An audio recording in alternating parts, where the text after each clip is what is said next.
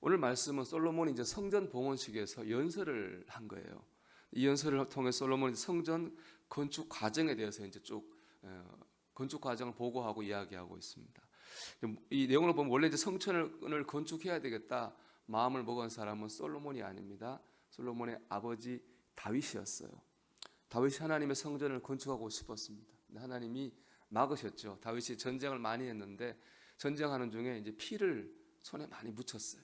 그래서 너는 안 되고 내 아들이 솔로몬이 성전을 건축할 거다 하나님께서 말씀하시고 약속을 주셨습니다.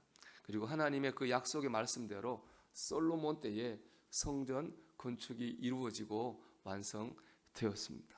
이것 보면 이 솔로몬 건축의 성전 건축의 가장 큰 의미는 하나님이 주신 약속의 말씀이 이루어졌다는 거예요.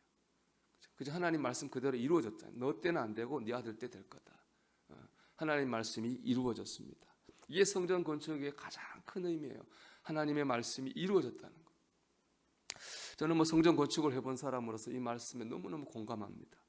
저는 우리 교회 올 것인가 말 것인가 두고 기도한 적이 있었습니다. 당연히 목회자 기도하잖아요.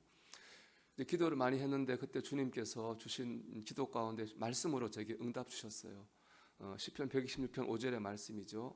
눈물로 씨를 뿌리는 자는 기쁨으로 단을 거두리라는 말씀을 제게 주셨어요. 이제 가라는 사인을 주신 거죠. 제가 그 말씀을 붙들고 이제 우리 교회에서 사역을 시작했습니다. 그리고 이제 부임하고 1년 뒤에 성전을 건축한 거죠.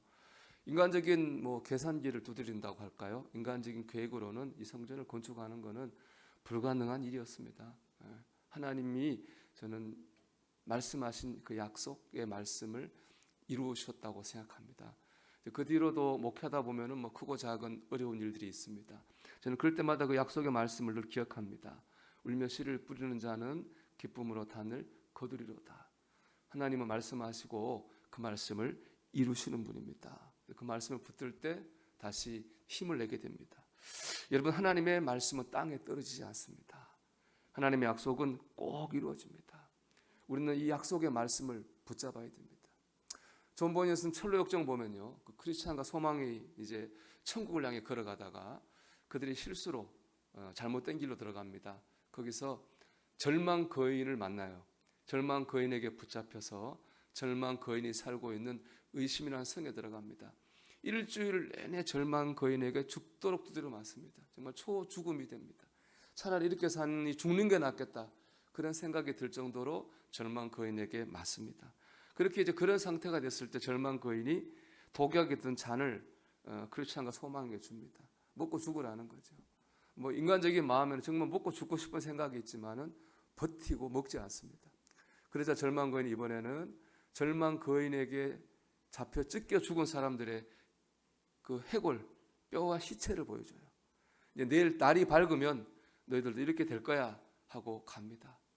크리스찬과 소망은 완전히 글자 그대로 절망에 빠졌습니다. 내일 저렇게 힘이 없잖아요. 절망 거인을 이기려면 저렇게 되겠구나 하고 완전히 절망에 빠졌습니다. 그러던 크리스찬과 소망이 자정부터 기도하기 시작했어요. 근데 새벽까지 계속 기도해요. 근데 기도하는 가운데 크리스찬의 마음속에 깨달은 게 있어요. 그게 뭐냐? 하나님께서 그의 품에 언약이라고 하는 열쇠를 주셨다는 거예요. 열쇠가 있는 거예요. 그 열쇠는요, 절망건이 살고 있는 의심의 성에 있는 모든 문을 다 열 수 있는 만능 열쇠예요.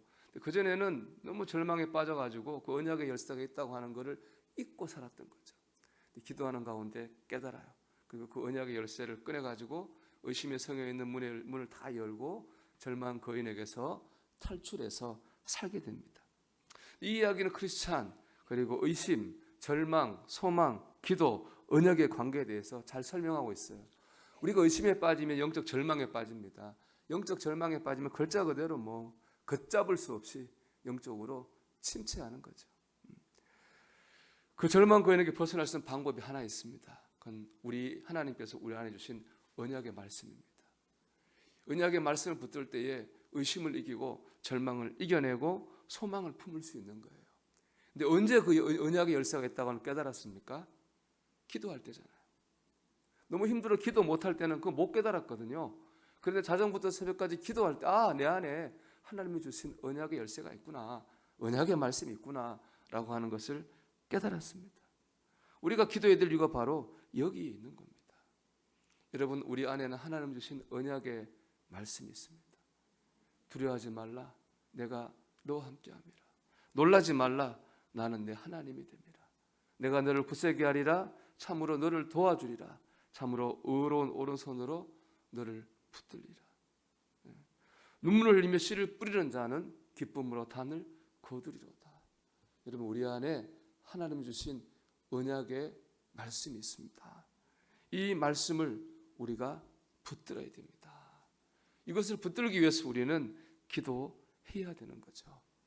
여러분, 이 아침도 기도하시기 바랍니다. 그래서 여러분 안에, 우리 안에 있는 이 언약의 말씀을 여러분 붙들고 사용하십시오. 오늘 한 날 세상에 어떤 어려움이 온다 할지라도 이 언약의 말씀이 만능 열쇠입니다. 언약의 말씀을 붙들고 승리하시기를 주님의 이름으로 축원합니다.